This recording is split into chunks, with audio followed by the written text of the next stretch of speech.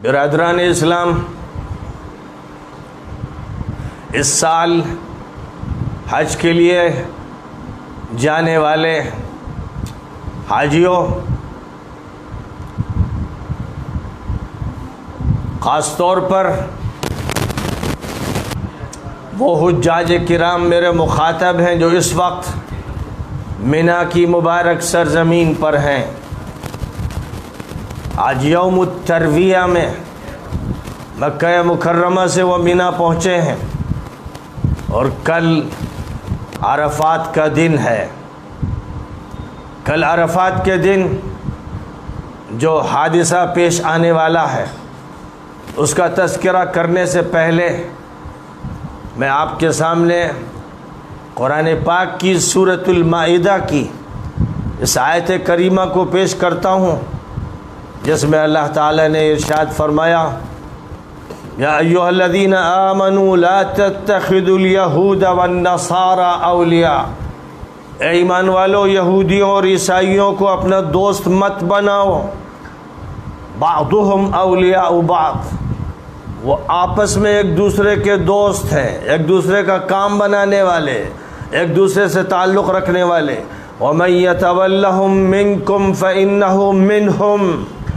اور تم میں سے جو بھی ان سے دوستی کرے گا وہ انہی میں شمار کیا جائے گا۔ إِنَّ اللَّهَ لَا يَهْدِي الْقَوْمَ الظَّالِمِينَ، زیادتی کرنے والوں، غلط روش اختیار کرنے والوں کو اللہ رہنمائی سے محروم کر دیتا ہے۔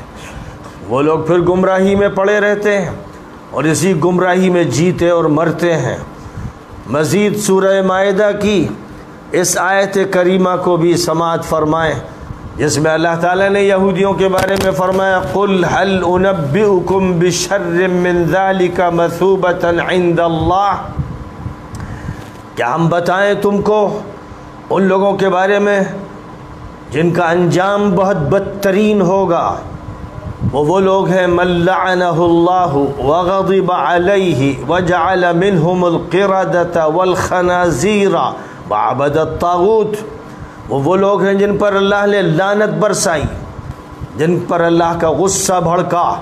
اور جن کو اللہ نے بندر بنایا، سور بنایا اور طاغوت کا پجاری بنایا۔ وہ لوگ ہیں جو بڑے بدترین لوگ ہیں اور وہ صحیح راستے سے بھٹکے ہوئے لوگ ہیں۔ قرآن پاک یہ تذکرہ کر رہا ہے یہودیوں کا اور ان کا ساتھ دینے والے عیسائیوں کا، اور ان یہودیوں اور عیسائیوں سے دوستی کرنے والے ان مجرم اور ظالم اور منافق مسلمانوں کا، جو مدینہ منورہ میں بھی یہودیوں سے دوستیاں کرتے تھے اور ان پر اللہ کی لعنت برستی تھی، اور وہ ہر دور میں اسی طرح اپنے نفاق کا ثبوت دیتے رہے۔ اور آج کے اس دور میں سعودی حکومت، امارات کی حکومت اور مصر کی حکومت صہیونیت اور صلیبیت کے ساتھ ہر سازش میں شریک ہے۔ اس وقت جس طرح کھلم کھلا سعودی حکومت اور امارات کی حکومت کی طرف سے اسرائیل کے ساتھ دوستیاں کی جا رہی ہیں اور اسرائیل سے معاہدے کیے جا رہے ہیں، آج سے قریبی مدت میں 2-4 سال پہلے جس وقت سعودی حکومت کی طرف سے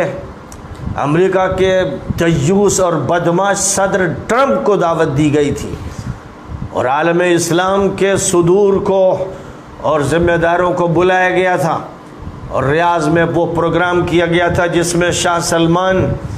اور ان کا مجرم بیٹا محمد بن سلمان اور حکومت کے کارندے ٹرمپ کے ساتھ، اس کی بیوی کے ساتھ، اس کی لڑکی کے ساتھ، اس کے داماد کشنر کے ساتھ ناچ رہے تھے۔ جس وقت ان کا رقص ہو رہا تھا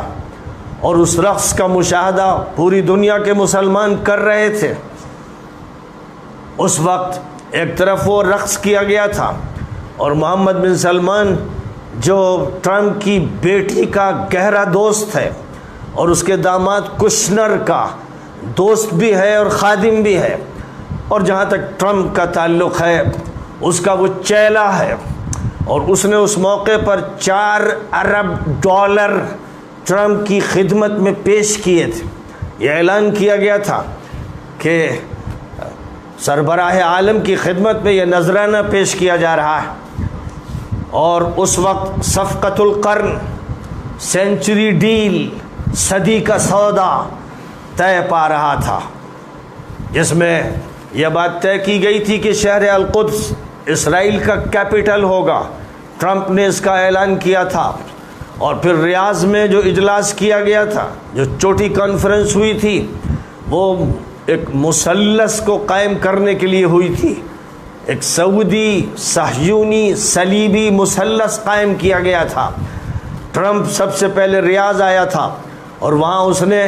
مسلمان حکمرانوں کو ڈانٹ پلائی تھی، اور دہشت گردی کا ان کو ذمہ دار قرار دیا تھا، اور نذرانہ سعودی حکومت سے وصول کر کے وہ سیدھا تل ابیب گیا تھا، اور تل ابیب جا کر اس نے نتنیاہو سے ملاقات کی اور اس کو اطمینان دلایا کہ فکر کرنے کی ضرورت نہیں ہے، ہم نے عالم اسلام کی جو مرکزی حکومت ہے اس کو تابع کر دیا، اس سے خراج لے لیا، اس سے نذرانہ لے لیا ہے۔ اس کے بعد وہ ویٹیکن سٹی گیا تھا، اور اس طرح اس نے پوپ سے جا کر ملاقات کی تھی، اور سعودی، صہیونی، صلیبی مثلث تیار کیا گیا تھا۔ اس وقت میں نے یہ بات کہی تھی کہ ٹرمپ کی خدمت میں نذرانہ پیش کیا گیا، کیونکہ سعودی حکومت کا وہی محافظ ہے۔ اس نے کھل کر سعودی حکومت میں یہ بات کہی تھی کہ اگر ہم 2 ہفتے بھی اس حکومت کی حفاظت نہ کریں تو اس کے چتھڑے اڑ جائیں، یہ حکومت باقی نہیں رہ سکتی۔ 2 ہفتے بھی ہم اپنا تعاون ختم کر لیں تو یہ حکومت فنا ہو جائے گی۔ اور اسی لیے محمد بن سلمان اور شاہ سلمان اور پوری سعودی حکومت ٹرمپ کے پیروں کے تلوے چاٹ رہی تھی، اور اس کی خدمت میں نذرانے پیش کر اس کو خوش کرنے میں لگی ہوئی تھی کہ سینچری ڈیل میں ہم شریک ہیں، اور ہم شہر القدس کو اسرائیل کا کیپٹل ماننے کے لیے تیار ہیں، اور ہم اس کے لیے تیار ہیں کہ مسجد اقصیٰ کو نعوذ باللہ ڈھا دیا جائے، اور اس کی جگہ پر اب ہیکل سلیمانی کے نام سے قصر دجالی تعمیر کر دیا جائے، اس لیے کہ دجال کے لیے جو شہر تعمیر ہو رہا ہے سعودی حکومت کے ذریعے جزیرۃ العرب کے شمال میں نیوم کے نام سے وہ دجالی شہر بنایا جا رہا ہے، جہاں یہ اعلان پہلے سے کر دیا گیا ہے کہ وہاں سے اسلامی شریعت کا کوئی تعلق نہیں ہوگا، اسلامی شریعت کو دربدر کر دیا جائے گا، اور وہاں ٹورزم ڈپارٹمنٹ قائم کیا جائے گا۔ وہاں جہاں حضرت صالح کی قوم پر عذاب آیا تھا، جہاں حضرت لوط کی قوم پر عذاب آیا تھا، وہاں پر وہ شہر قائم کیا جائے گا، جس میں دنیا کے تمام لوگوں کو نہ صرف آنے کی اجازت ہوگی بلکہ ان کو پوری عریانیت کی اور رقص و سرود کی اور ہر طرح کی عیاشی کی اجازت ہوگی، وہاں کوئی پابندی نہیں ہوگی۔ وہ شہر تیزی کے ساتھ قائم ہو رہا ہے، اور پھر یہ حکومت، اس حکومت نے اسرائیل کے ساتھ مل کر اور ٹرمپ کی خدمت میں حاضر ہو کر اور نذرانے پیش کر یہ طے کیا تھا کہ سینچری ڈیل میں جو مغربی کنارے کے فلسطینی ہیں ان کو اردن کی طرف ڈھکیل دیا جائے گا، اور غزہ میں رہنے والے جو فلسطینی ہیں ان کو جزیرہ نما سینا میں پہنچا دیا جائے گا۔ پورے فلسطین کو اسرائیل کے حوالے کر دیا جائے گا، اور اسرائیل سعودیہ کو پورا تعاون دے گا، امارات کو تعاون دے گا۔ جس وقت یہ بات ہو رہی تھی، اس سینچری ڈیل ہو رہی تھی، اس وقت کوئی نہیں سمجھ سکتا تھا کہ اسرائیل کے وفود اب بے دریغ امارات میں آئیں گے، ہوٹلوں میں رہیں گے، بدماشیاں کریں گے، عیاشیاں کریں گے، اور اس کے بعد محمد بن سلمان کی 3-4 ملاقاتیں نتنیاہو سے ہوئیں، نیوم سٹی میں ہوئیں اور چھپ کر اسرائیل میں ہوئیں، اور اس کے بعد بلت سے ملاقاتیں 2-3 بار ہوئیں، اور اب جو لابد آیا ہے اس سے جو معاملہ طے ہو رہا ہے وہ اب بہت آگے بڑھ کر طے ہو رہا ہے۔ اب یہ بات طے ہو رہی ہے کہ ایک عربک نیٹو بنایا جائے گا، امریکہ کی قیادت میں اور اسرائیل کی سربراہی میں، اور اس کی امداد کے ساتھ سعودی عرب، امارات اور مصر یہ سب مل کر ایک محاذ بنائیں گے، اور یہ محاذ اس لیے بنایا جا رہا ہے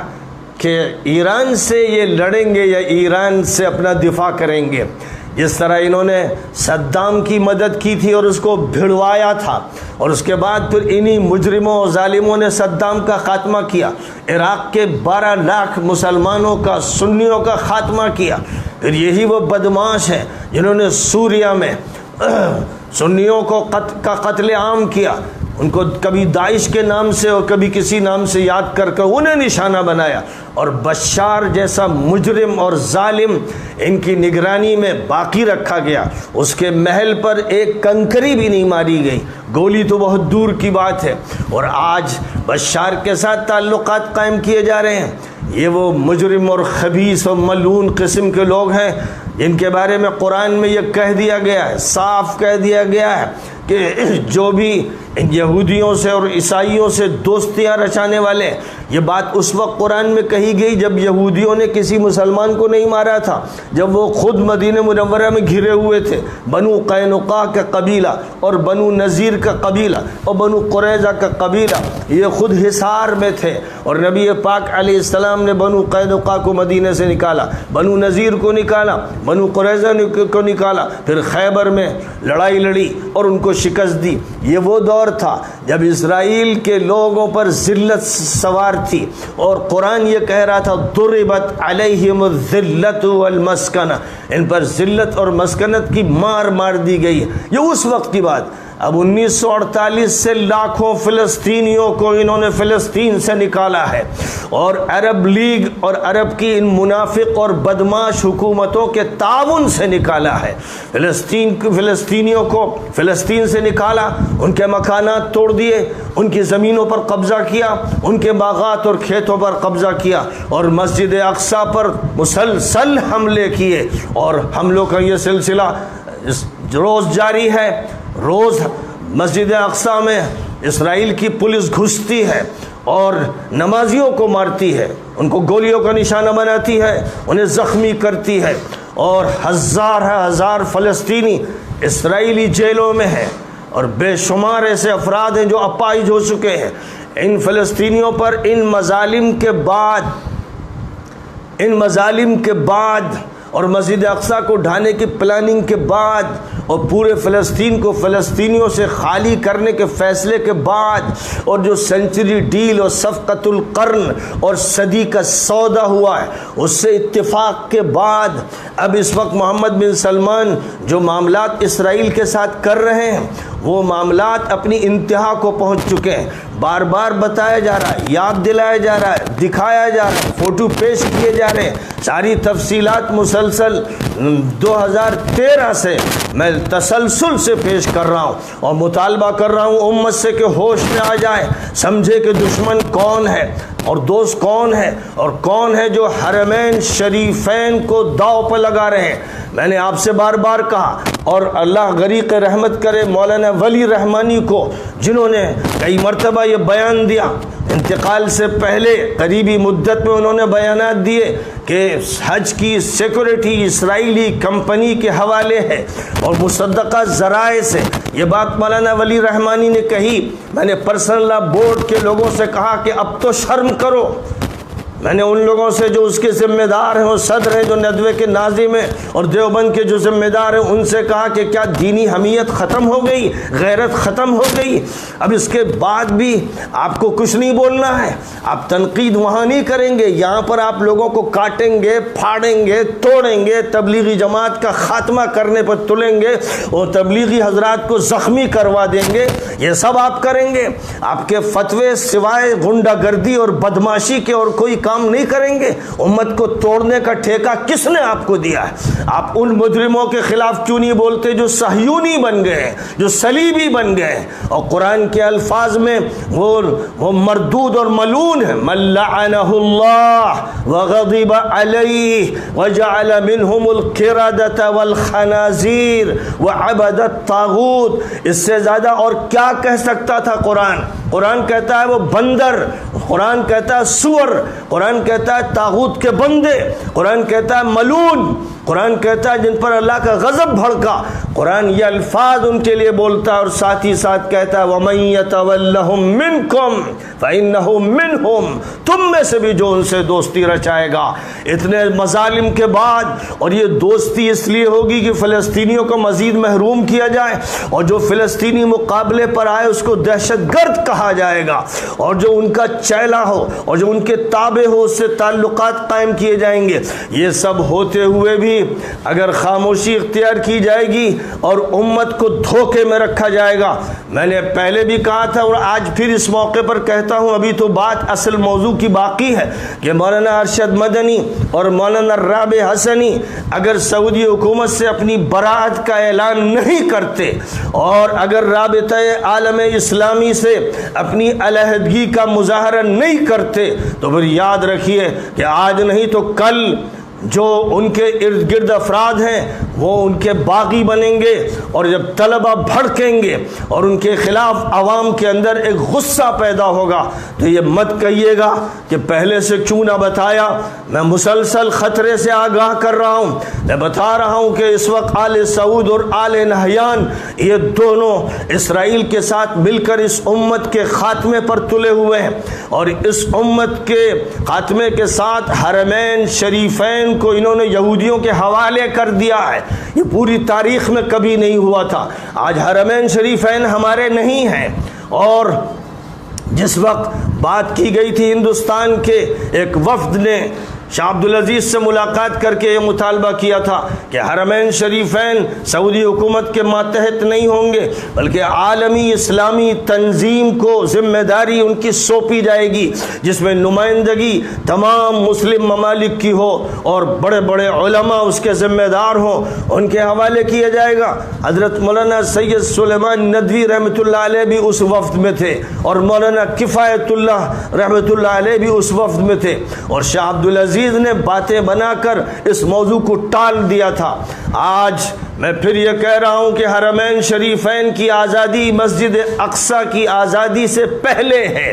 اس لیے کہ حرمین شریفین کو یہودیوں کے حوالے کھلے طور پر کیا جا رہا ہے، ان کی سیکورٹی میں حج ہو رہا ہے۔ حاجیوں سے میں کہتا ہوں مینا میں جو موجود ہیں کل عرفات کے میدان میں جائیں گے، ان سے کہتا ہوں کہ آپ جس حکومت کی چھتری کے نیچے حج کر رہے ہو وہ ایک طاغوتی حکومت ہے، وہ ایک ظالم حکومت ہے، وہ ایک مجرم حکومت ہے، وہ ایک صہیونی اور صلیبی حکومت ہے، اور آپ کو چاہیے کہ آپ اس حکومت پر لعنت بھیجتے رہیے، حج میں اس کے خلاف بد دعا کیجیے، اور غلاف کعبہ سے اور ملتزم سے چمٹ چمٹ کر یہ دعا کیجیے کہ اللہ محمد بن سلمان کا خاتمہ کر دے، اللہ ان آل سعود کا خاتمہ کر دے، ان مجرموں کا خاتمہ کر جو یہودیوں کے ساتھ مل کر اس امت کی آبرو سے کھلواڑ کر رہے ہیں اور اس امت کے مقدس ترین مقامات کو کے ساتھ مذاق اڑا رہے ہیں، اور ان کی سیکورٹی ایک اسرائیلی کمپنی کو دی گئی ہے، اس لیے کہ اس وقت محمد بن سلمان کو اپنی فوج پر اعتبار نہیں، اپنی پولیس پر اعتبار نہیں، وہ اسرائیلی کمپنی کے تحفظ میں رہتا ہے، نیوم میں رہے یا ریاض میں رہے، اسرائیلی کمپنی اس کا تحفظ کرتی ہے، اور چونکہ اس کی دہشت ایسی ہے جو کسی کو بھی مار سکتی ہے، کسی کو بھی جیل میں ڈال سکتی ہے، اس لیے سعودی خاندان کے عمرا بھی دہشت زدہ ہیں۔ کتنے عمرا ہیں جن کو اس نے جیل میں سڑایا اور کتنوں کی دولت کو کھینچا، اور کتنے علماء ہیں جو اس وقت جیلوں میں ہیں، جب چاہیے آپ نیٹ پر دیکھ لیجئے کتنے علماء ہیں جو جیلوں میں ہیں، کتنے طلبہ ہیں جو جیلوں میں ہیں، کتنے بے گناہ ہیں، 60,000 کے قریب وہ مسلمان جو بے گناہ ہیں ان کو اس مجرم نے جیلوں میں ڈال رکھا ہے۔ لہذا میں یہ کہتا ہوں کیا ہو گیا ہے ہمارے علماء کو، کیا ہو گیا، کہاں گئی غیرت، کہاں گئی حمیت، کیا چاہیے ان کو سعودیہ سے؟ وہ درہم و دینار اللہ کہیں اور سے دے دے گا، اور ان کے تلوے چاٹ کر وہاں خاموشی اختیار کر کے جو رویہ اختیار تیار کیا جا رہا ہے، پوری امت کو دھوکہ دیا جا رہا ہے، یہ دھوکہ زیادہ نہیں چلے گا۔ اور میں یہ بتا دینا چاہتا ہوں کہ جو موجودہ نسل ہے جوانوں کی، چاہے وہ یونیورسٹیز میں پڑھتے ہوں یا دیوبند یا ندوے میں پڑھتے ہوں، ان کے دلوں کے اندر اپنے ان مشائخ کے خلاف بغاوت کی آگ لگی ہوئی ہے، وہ کسی وقت بری طرح سے پھیلے گی، وہ جنگل کی آگ بن جائے گی۔ میں آپ کو متنبہ کر رہا ہوں۔ اور آخری بات جو اس وقت کا سب سے بڑا مسئلہ ہے اور عالم عربی میں سوشل میڈیا جس سے بھرا ہوا ہے، وہ یہ ہے عرفات کے میدان میں کل جمعے کی نماز، کل جو نماز پڑھائی جائے گی، عرفات کے موقع پر جو خطاب کیا جائے گا، یہ اس صہیونی ملا، اس صہیونی عالم، اس صہیونی سعودی نمائندے کی طرف سے ہوگا جس کا نام ہے محمد ابن ابراہیم العیسیٰ۔ یہ محمد ابن ابراہیم العیسیٰ ایک ایسا مجرم ہے جس کو سعودی حکومت نے پالا پوسا، کبھی اس کو وزیر العدل بنایا گیا اور ہیئت کبار العلماء کا یہ رکن بھی ہے، اور اس کے بعد اس کو رابطہ عالم اسلامی کا جنرل سیکریٹری بنایا گیا، اور اب بات آگے بڑھی کہ اس کو کل کی امامت اور خطابت سونپی جا رہی ہے۔ سارا عرب جانتا ہے کہ یہ صہیونیوں کا دوست ہے، یہ صلیبیوں کا دوست ہے، یہ کبھی ویٹیکن سٹی میں جا کے پوپ سے ملتا ہے اور کبھی یہ اسرائیلیوں سے ملتا ہے، ان کا استقبال کرتا ہے، یہ امت کو دعوت دیتا ہے کہ ہمارے اور اسرائیل کے درمیان کوئی اختلاف نہیں ہے، ہمیں مل جل کر رہنا چاہیے۔ اس نے اپنی بے غیرتی کی اور بے شرمی کی انتہا کر دی ہے۔ یہ وہ بے غیرت انسان جو سعودیہ کے عہدوں پر فائز ہے، یہ کل جب خود خطاب کرے گا اور نماز پڑھائے گا تو میں حاجیوں سے کہتا ہوں، مینا کے حاجیوں سے، کہ اس پر لعنت بھیجنا اور حکومت پر لعنت بھیجنا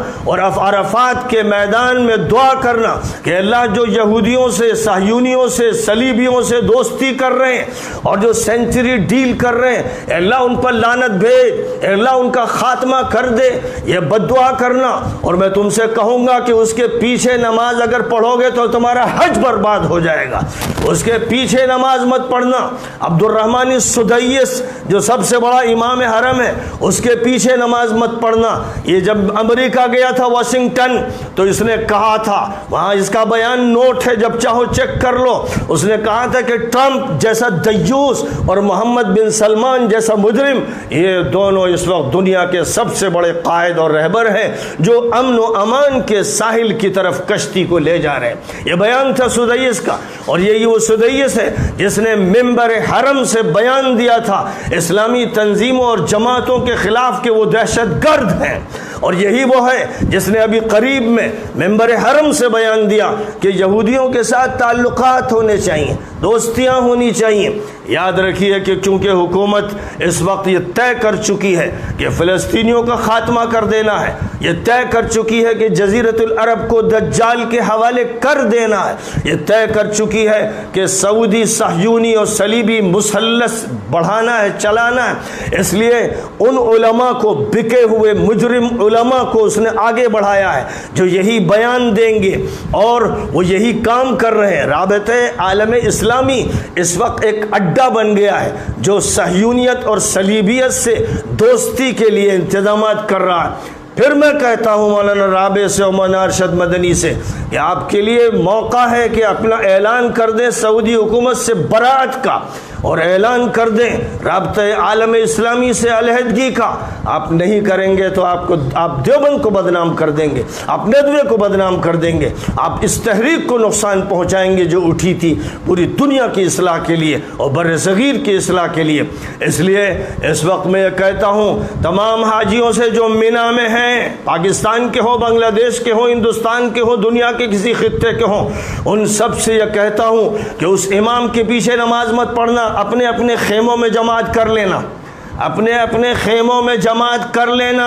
اس کا خطبہ مت سننا، اس موقع پر موبائل میں کسی کا خطبہ لگا لینا اور اس خطبے کو سن لینا، اور نماز اپنے کسی امام کے پیچھے پڑھنا، اور حرم میں بھی جب سدیس نماز پڑھائے تو اس کے پیچھے نماز مت پڑھنا۔ اور یاد رکھو کہ یہ حکومت ایک مجرم حکومت ہے۔ حضرت عبداللہ ابن عمر رضی اللہ تعالی عنہما حجاج